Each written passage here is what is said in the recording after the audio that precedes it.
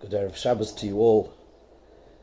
This is indeed a very special Erev Shabbos, a day that we have waited for a long time, and we are no doubt all excited that with the slight easing of the regulations here in Berlin, that it looks as if, in Yirtzeh Hashem, next week we are going to be able once again to daven b'tzibur.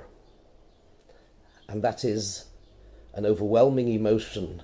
Va'ani b'roiv chasdecha avoi beisecha. And we give thanks to the government, to all the healthcare professionals, and to everybody that has helped to make sure that we remain safe. And Baruch Hashem, the impact on our kehillah, one doesn't wish to say it, al tiftach pelasatum, we are all healthy. And that is not a small matter. Many, if not most, kehillas around the world have been ravaged. And we are grateful. And we're grateful, of course, to the Rabbeinu Shalom that once again we will have the privilege, the opportunity, and the huge responsibility to engage in a form of tefillah b'tzibur again. But let me stress, please, that tefillah b'tzibur, davening together, is amazing, and it is incredibly effective, as we shall discuss, but it is, at the end of the day, maximum a chiyuv, an obligation mid'Rabbanan. Whereas pikuach nefesh, being incredibly careful about anything that might pose a credible, small risk to life, outweighs all and everything else. Pikuach nefesh, of course, is min haTorah. And that has to be uppermost and foremost in our minds, even as we take these very small, tentative steps back towards some form of normality. And therefore it goes without saying that we will expect and ask for absolute adherence to all of the rules, inconvenient though they may be. The Rav of Bnei Brak, Rav Landau, recently gave out a wonderful little clip in which he stated his opinion, that in his mind he said it was clear that tefillos to Shamayim at the moment only go up to Shamayim and reach their destination through the medium of a mask. It's a very powerful concept. But let's drill down a little bit more and give a little bit more understanding of what is going on over here. No coincidence, perhaps, that it is a posuk in this week's parasha that tells us, V'chai bohem, we need to guard the mitzvahs and preserve and maintain and keep the mitzvahs, asher ya'aseh oisam ha'adam v'chai bohem, that man may do them and perform them and thus live. V'chai bohem, and the Gemara says, V'chai bohem v'lo sheyamus bohem. Performance of the mitzvahs must lead to life, and if there is even a doubt that it leads to direct death, other than the three big ones, of course, but Shabbos, Kashrus, any and all other mitzvahs are overridden and set aside, v'chai bohem, so that we shall live. And this, no doubt, you knew. No chiddush. But let me share an insight with you. There is an amazing Gemara, beautiful Gemara, in Yuma, Daf Pei Amud Aleph. And it tells the story of a journey when a number of our most illustrious Tanoim, Chachamim, were going Mahalchin Baderech.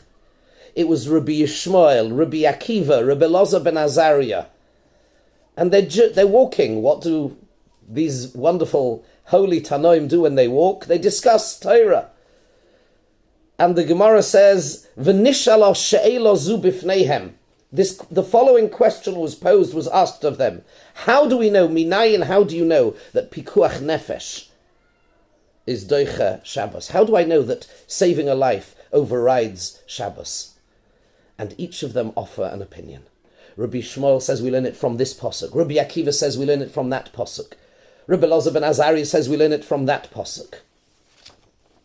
Generations later, the Mishnah has been finished, and we find one of the great Amoraim, generations later, an architect of the Gemara, Shmuel. Shmuel says as follows. He says, Ihavoi Hosom, if I would have been there, because of course he couldn't have been there, he wasn't alive then. Ihavoi Hosom, if I would have been there, Hava Amina Didi Adifa Minaihu. He said, I would have offered the following source, and I am convinced that my Makoir, my source for this halacha, is better than theirs. And this is of course not arrogance on his part, but he is utterly convinced that he has found a source which they have not. And he says, V'chai bohem, v'lo sheyamus bohem. Omar Rava, the other great Amora, Rava, chimes in immediately and he says, yes, Lekulhu islahu pircha bar midishmuel. On all of the other sources given by the greats, Rabbi Akiva, Rabbi Shmuel, Rabbi Elazar ben Azariah, one can question them. Questions a kasha on each of these sources, but Shmuel's, this source, V'chai bohem v'lo sheyamus bohem, it trumps them all. It is the ultimate source. Les lehu pircha, there is nothing you can ask. And the obvious question is, what is so special? What is so amazing about what Shmuel has discovered? V'chai bohem, that we should live through the mitzvahs v'lo sheyamus bohem. Rashi in Psachim Daf Chafei and in Sanhedrin Daf Ayin Dalad gives us the answer. And he tells us that it is because, why v'chai bohem? What is Hashem saying? I've given you mitzvahs so that you should live by and through them. And it is so beautiful, I want to read you out these two Rashis very quickly. Says Rashi, HaTorah lo hitira lidchos es ha-mitzvah mipnei chibas nafshoi shel Yisrael. HaKadosh Baruch Hu loves nothing more than the nefesh of a Yisrael, than the life, the very life, the neshama of a Jew. And in Sanhedrin he says, Mishum diyakora be'enov neshama shel Yisrael. Says HaKadosh Baruch Hu, by saying v'chai bohem, do you know what he's saying? He is saying there is nothing more precious in the world to me than the neshama of a Jew. That value trumps all else. And therefore, says Shmuel, anybody who would do anything to potentially jeopardize, anything that would potentially jeopardize the neshama, the nefesh of a yid, is absolutely overridden by being careful, v'chai bohem, even a suffix. And therefore, of course, it goes without saying that it is absolutely incumbent upon us, even as we are granted this incredible opportunity and privilege, to stick to the rules that the Vorstand will be emailing out to everybody very shortly, which have been thought through very carefully. Yes, they may be somewhat inconvenient. Davening with a mask is not fun. Standing 1.5 meters apart from somebody else, not standing around and schmoozing, this may be difficult. But let me flip it round. Let's talk a bit about the responsibility. And here I wish to read a Rambam. The Rambam in Hilchos Tshuva says as follows, and we need to remember the context.